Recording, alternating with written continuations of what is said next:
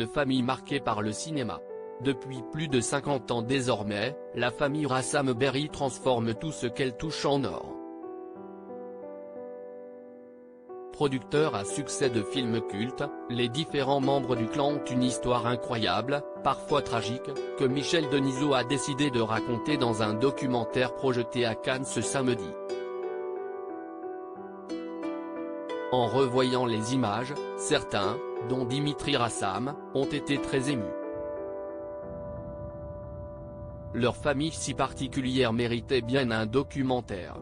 Depuis les années 70, difficile d'éviter le clan Rassam Berry, producteur talentueux du cinéma français et international, enchaînant les succès, il navigue sans s'arrêter de chefs-d'œuvre, Apocalypse Now, Virgin Suicide, etc. Au plus gros succès du box-office de ces dernières années, Le Prénom, Bienvenue chez les Ch'tis, etc. Point d'ailleurs, si est à l'un d'entre eux, Dimitri Rassam, que l'on doit l'une des réussites de 2023, Les Trois Mousquetaires. Une success story racontée dans un documentaire événement, finalement réalisé par Michel Denisot et Florent Maillet. Rassam Berry, le cinéma dans les veines a été projeté ce samedi à Cannes en compagnie de membres du clan, Paul Rassam, le patriarche, mais également ses neveux Dimitri Rassam, venu en compagnie de sa mère Carole Bouquet et de sa femme Charlotte Casiraghi, et Thomas Langman, qui a quant à lui monté les marches avec sa fille Annelou, 21 ans. Et selon nos confrères de Nice Matin, qui ont assisté à la projection et relatent une longue standing ovation à l'issue du film, la famille était particulièrement émue, notamment le père du petit Balthazar. Il faut dire que revoir toutes ces images ont dû les perturber, surtout que certaines appartiennent à leur vie privée. Une famille marquée par le drame et que beaucoup de membres de cette famille sont aujourd'hui décédés de manière tragique.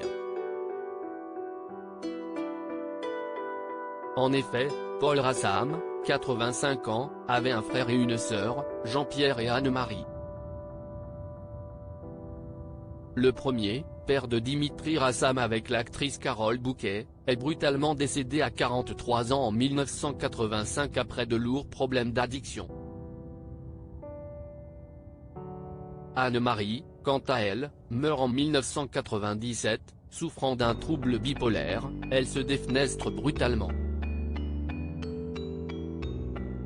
Un geste que fera également son fils, Julien en 1998, à 29 ans et devant sa petite amie de l'époque, Marion Cotillard.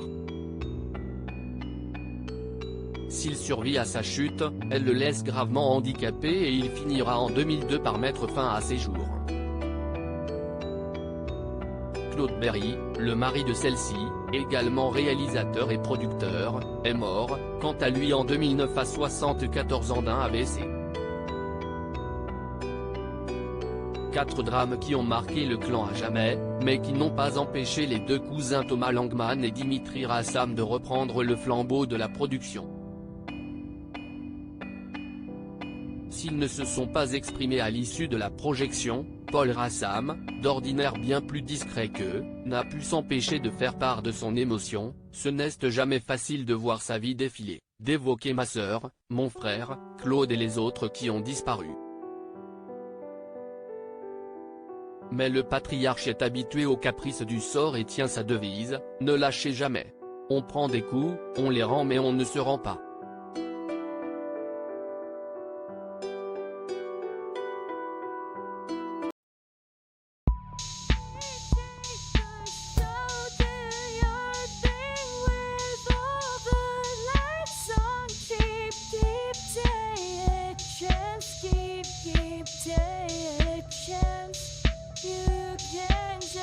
Keep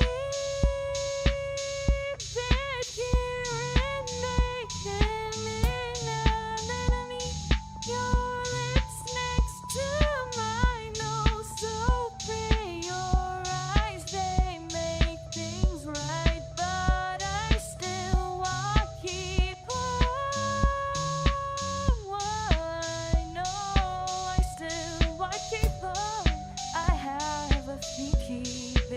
Bye.